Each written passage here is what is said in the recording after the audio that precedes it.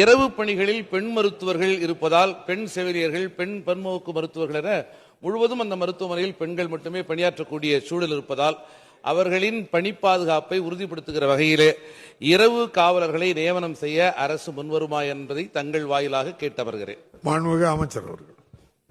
மாண்புமிகு பேரவைத் தலைவர் அவர்களே, ஆரம்ப சுகாதார நிலையங்களை பொறுத்தவரை தனியாக காவலர்கள் பணியிடங்கள் என்பது இல்லை என்றாலும் நம்முடைய சட்டமன்ற உறுப்பினர் அவருடைய கோரிக்கை எதிர்காலத்தில் நிறைவேற்றப்படுகிற வகையில் பல்வேறு நடவடிக்கைகள் எடுக்கப்படவிருக்கிறது. இப்போ இருக்கிற கட்டமைப்பு என்னன்னா, மல்டி பர்பஸ் ஹாஸ்பிட்டல் ஒர்க்கர்ஸ் என்கின்ற இந்த ஒரு நிரந்தரமற்ற பணியாளர்கள் தான் அந்த பணியை செய்கிறார்கள். தூய்மை பணியை மேற்கொள்வது, காவல் பணியை மேற்கொள்வது, நிர்வாகத்திற்கு உதவியாக இருப்பது என்கின்ற பணிகளை மேற்கொண்டு வருகிறார்கள்.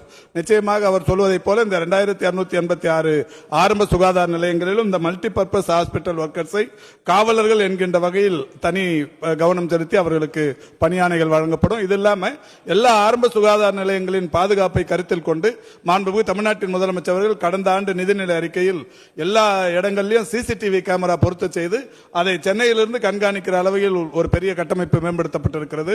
எனவே ஆரம்ப சுகாதார நிலையங்களை பொறுத்தவரை ஒரு பாதுகாப்பான கட்டமைப்போடு இயங்கிக் கொண்டிருக்கிறது என்பதை மாண்புமிகு சட்டமன்ற உறுப்பினருக்கு தெரிவித்துக் கொள்கிறேன்.